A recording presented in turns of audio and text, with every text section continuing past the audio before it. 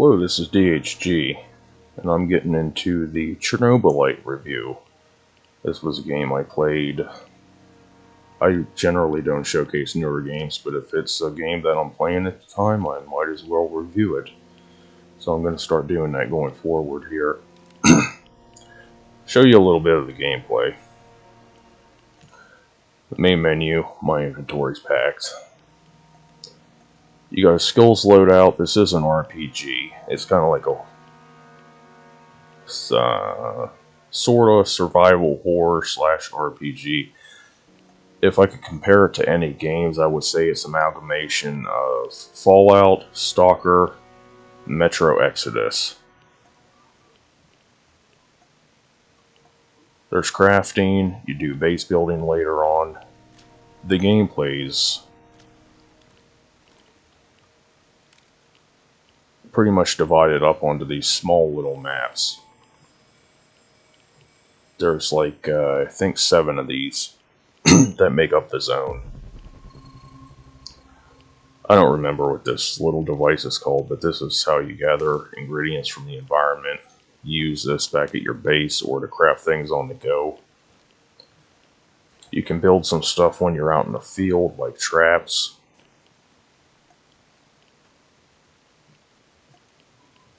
That one's my favorite. It just blows up like a normal landmine. And apparently I've laid 83 of them.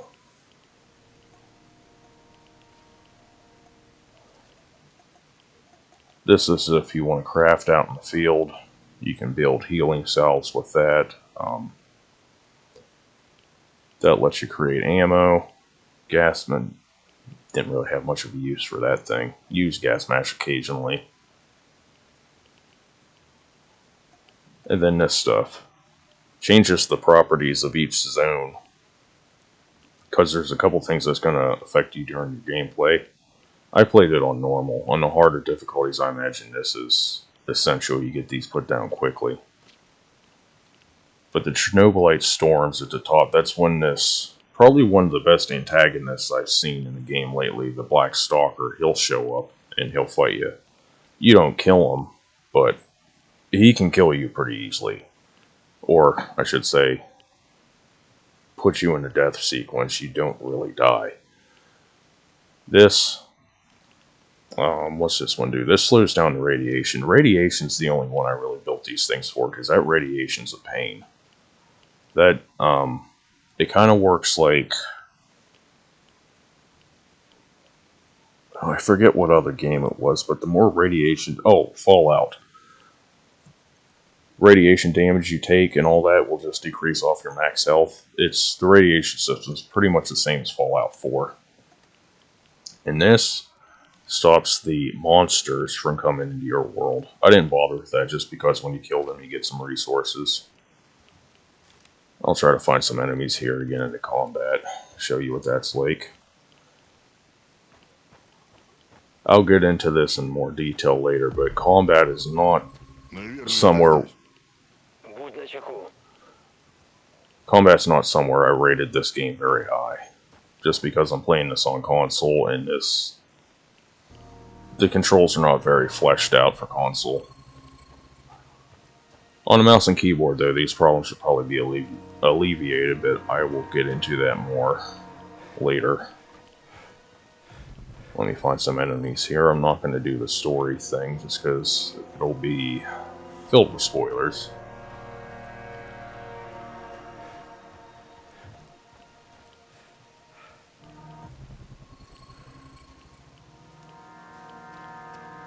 Huh. There might not be any enemies on this map.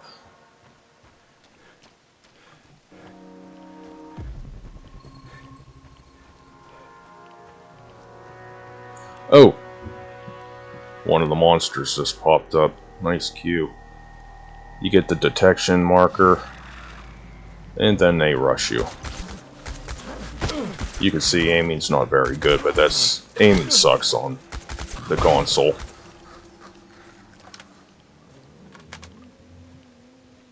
Some of the machoists could say, oh, that just makes the game, you know, harder, blah blah blah, it's on purpose. No, it's not. They just didn't flesh it out enough. If you're not aiming down your sights when you go to fire the weapon, instead you do a melee. That's gotten me killed quite a few times. There's like no hip fire in this game.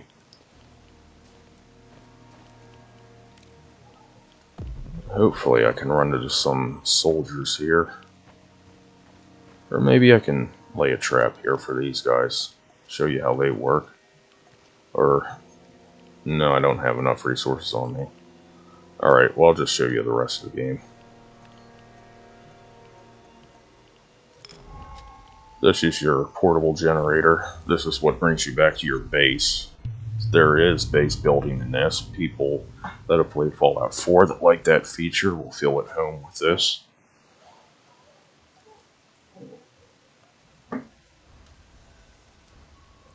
I changed all the dialogue to Russian because the English voiceovers were not very good. And once you get back to base every day, you distribute the food, see what your companions that you racked up over the course of your playthrough, what they discovered when they were out in the field. I want everyone to get fat, so I give them double rations. You can walk up and talk to your companions. They'll tell you stories from time to time. Sometimes they'll give you a quest. You train with them. I've already done the training for him. I'll get into that more later. You can swap their equipment. Whatever equipment you give them changes their characteristics, like if they're better at stealth, finding things, whatnot. It's pretty par for the course. But here's the base building. This is my base. Generators for electricity, beds. All those creepy dolls in the back somehow are loved by the companions. I don't know why. These are all commodities for the base. VR. All the workbenches where you build your shit.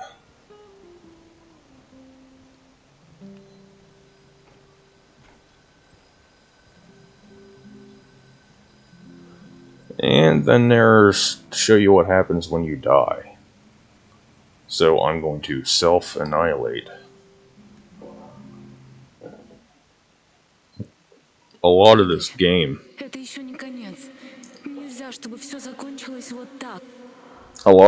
is built around changes in the space-time continuum, black holes, singularities, all sorts of stuff like that. So one decision you make in the beginning is going to affect one at the end. This is a pretty familiar thing with RPGs, but this one mixed it up a bit. You can change these. For example, I'll change this one. Измени прошлое, Игорь, и посмотри, к чему это приведет. Чё так долго? Что, зацепила тебя балеринка? Старикан сказал, что так и будет. Он хочет тебя проверить, прежде чем решить, нравишься ты ему или нет. У этого психа что ни минута, то новая проверка. Ну хоть платит нормально. Может, объяснишь мне, что здесь происходит? Этот чокнутый сказал, что ты узнаешь этот громадный радар. А еще, потом он еще что-то мямлил про крысиного короля, про конец света. Но не думаешь... Я пришел сюда поговорить со стариком, а не с его мальчиком. Что ты сейчас сказал? Повезло тебе, короче. Будь моя воля. А теперь завали и слушай внимательно, что старшие говорят. Все просто. Можешь использовать детонатор и взорвать эту железную хрень. Или использовать другую штуку. И прокачать свой КПК. Это С чего бы мне выбирать? А я не знаю и знать не хочу. Я делаю свою гребаную... То есть ты хочешь, чтобы я или дугу взорвал, или забрал вот эту улучшенную... Я ничего не хочу. Я ж сказал, повторю, тебе вдруг ты не услышал, это он хочет. Лично мне вообще на тебя насрать. Совет тебе дам. Этот мужик... Даже не вздумай отказываться от такой возможности. До свидания. Хочешь выпустить пар, тут еще хватит хрени, которую можно взорвать. Ха-ха-ха! Your comrades will also chip in. They'll give you their opinion on what you should do. just lets you know whose disposition you're going to be affecting. I picked with upgrading my PDA, but I'm going to blow it up this time. You use Chernobylite to do that.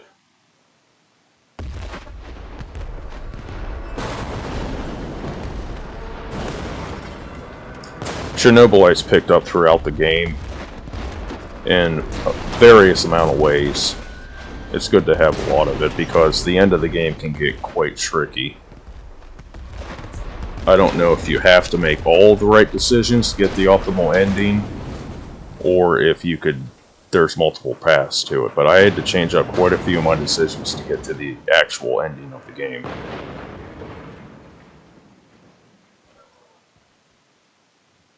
Okay, back to here. The singularity, or whatever it's called. See? If you change one memory, sometimes it alters others, and the effects that it will have. They're lighted up differently.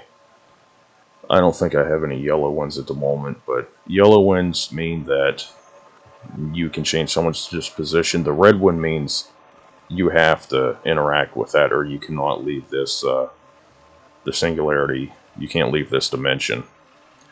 But once you change them all,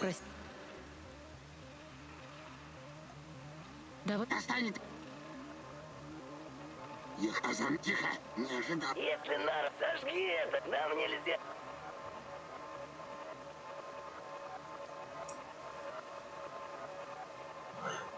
once you change them all, then you can leave here and you can get back to reality. But it's pretty neat about what they say, because the whole game's based upon multiple dimensions. You know, I don't remember what kind of theory they call that, but the multiverse.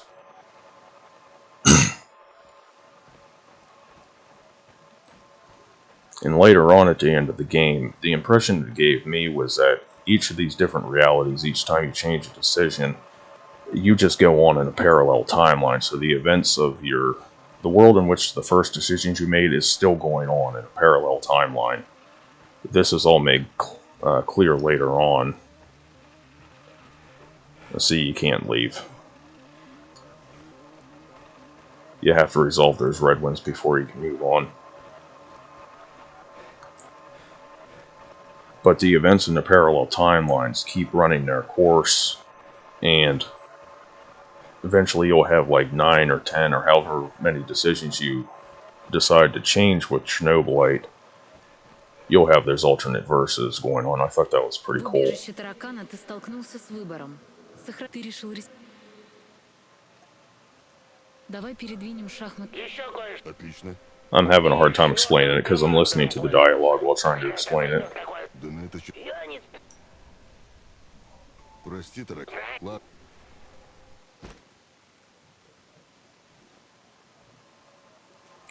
Sometimes you change these decisions, the companion will decide to leave. Other times you can get companions back.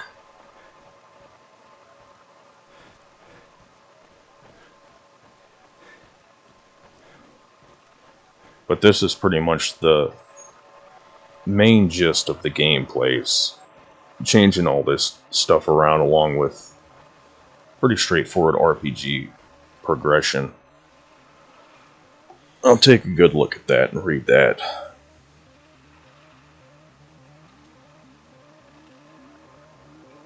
Each new reality you wake up to, I said, is just a parallel universe. It's in a different dimension. So you could have as many of these as you have the Chernobylite running at the same time. And the characters in those other dimensions are still going on with the decisions you've made. You have to try to end up with the right one to get to the game. Or at least that's what I gathered. Get to the end of the game, that's what I gathered from it.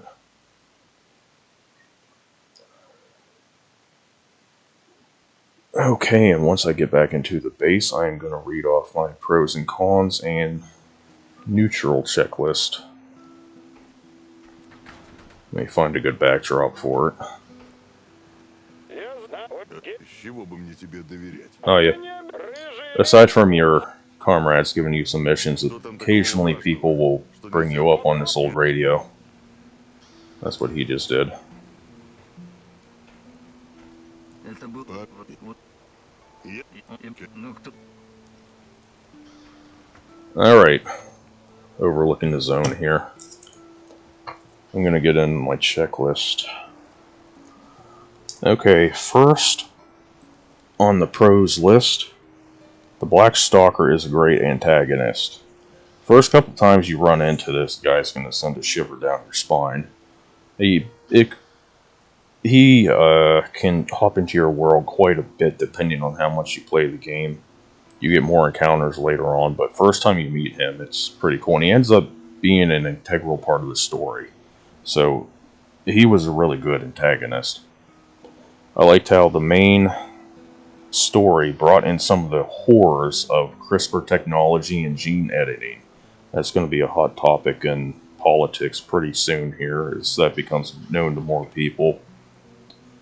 Interesting setting, that's pretty self-explanatory. It's the zone in which you explore all these different locations. I think there is, let's see here, 5 different locations. Each has their own small little map, each with its own little like personality. The game is graphically impressive. You're not going to notice that here just because I'm running it through my game catcher, which only has 1080p. But I'm playing this on PS5, and it's running in dynamic resolution 4K with HDR and a little bit of ray tracing. It's very good looking, especially considering how much foliage they can pack on one map. The game sounds good. I mean, I think it's kind of hard to screw up the sound in the game, but it sounds pretty good overall. There are some quirks about it, like when you go to train with your companions at some points, and the protagonist, or his voice changes. But it gets real deep. Kind of makes me giggle every time I hear it. The tutorial is short and inobtrusive. I can't tell you how much I hate hand-holding tutorials. Just show me the basics and let me get to the game. That's why I've always loved the Dark Souls games. And why I've hated ones like Far Cry. Except for Far Cry 2. The day structure. Oh, yeah, this is a pretty important one. In the beginning of your day, you wander around and you assign your missions to people, and then you go out into the field. And then after you're done with your mission, you come back, and that's when you build all the stuff around your base. Generally. I liked how it was set out in those certain structures. It kind of makes you think that you have a limited amount of time from the start, or at least that's the impression I got. That's not so. Apparently you can just explore and do things at your own leisure. There's no time limit on this stuff. And it's a pretty solid mechanic overall. Death is interesting. Yes, it is. You don't exactly die in this game. You'll have to see what that actually means. The dialogue is great. You have interesting conversations with your companions, and although somewhat repetitive, the NPCs that you encounter out in the field, the enemies, generally have some interesting things to say. The music is fantastic and sets the game's tone perfectly. This was a big one, because the ambient music in the background just lays a perfect backdrop for exploring or whatever's going on. They nailed the music in this game. The Interrogation of Kozlov was well written. Yeah, I've seen a lot of sloppy interrogations. I'm thinking of Far Cry 6. Horrible. It wasn't a horrible game, but it was just not good either. But the Interrogation of Kozlov in this was well written. I think more developers should look at how they did this here. They did a very good job writing that.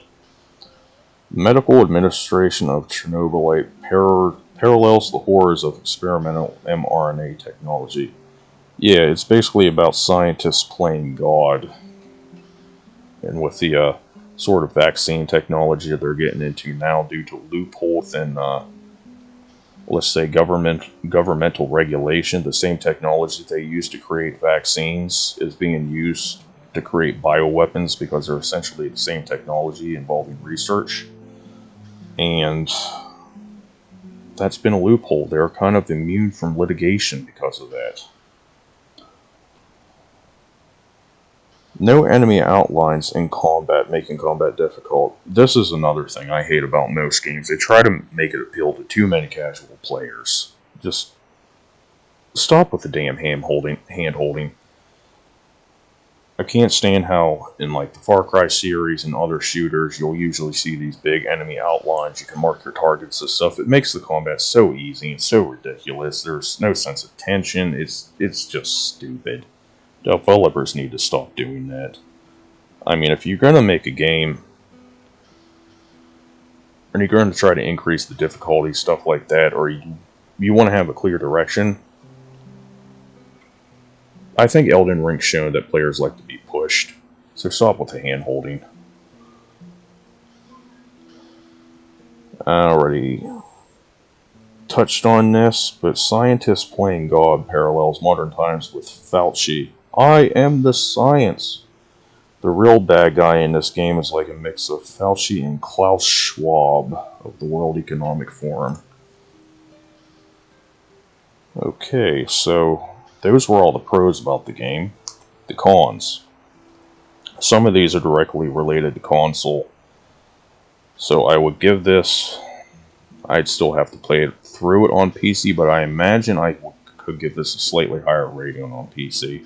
But for console, here's the problems. Controls are unimpressive. And I'm talking about the way that the sensitivity for the thumbsticks is set up. The dead zones are way too large. There's like no fine-tuning whatsoever. Quick select is clunky. They tried to do a quick select like Fallout, but you have to confirm your choice after you navigate up to it. Can get you in some sticky situations if you're trying to do things on the fly. I don't see any reason why they did that. They should have just made it like Fallout. Buggy. Crashes sometimes. Yeah, in fact, when I was filming the first bit of this to do the backdrop on, a game crashed on me then. I think it's crashed on me about 4 times. I don't know if this is a console problem or PC, but it's crashed on me numerous times. The English voiceovers are bad. Listen to it in Russian or not at all. That's my personal opinion. The English voiceover just sucks. The AI is questionable. Well, for the monsters, it's pretty straightforward. They see you, they attack you, but the NPCs, which I didn't get to run into because of the mission I selected, they're dumb as hell. They have a habit of not standing behind cover, walking right into your traps. Sometimes that's hilarious, but the AI could have been better. And the aim assist on the gamepad is completely broken. I don't mean it's bad, I mean it is broken. There's been a couple times where enemies were kind of popping out from outside of a building, taking a little bit of cover, and the aim assist would draw my weapon to either side, either making me completely miss my shots or having me shoot in the building. And you couldn't move it over; it would just magnetize it back to that spot. I had to turn it off. That combined with the bad controls overall, which I already touched upon, just made aiming suck in this game. And neutral. This is neither here nor there. It's on a plus nor a minus. It's just something I noticed. When you go to train skills with your comrades in this game, it's elaborate. You have like a little task to do. Sometimes, and there's additional dialogue. Sometimes it's interesting, sometimes it's not. It's not really a plus or minus, it's just there. I thought I'd comment on it. It was a good idea. It could be fleshed out more if there's ever a sequel. And overall, I would give this game, as much as I wanted to give it a great review, I'd have to say the gameplay was good just because of the combat and the clunky controls, which could be alleviated if you play on PC. I don't know. But that's my rating for the game. It's good.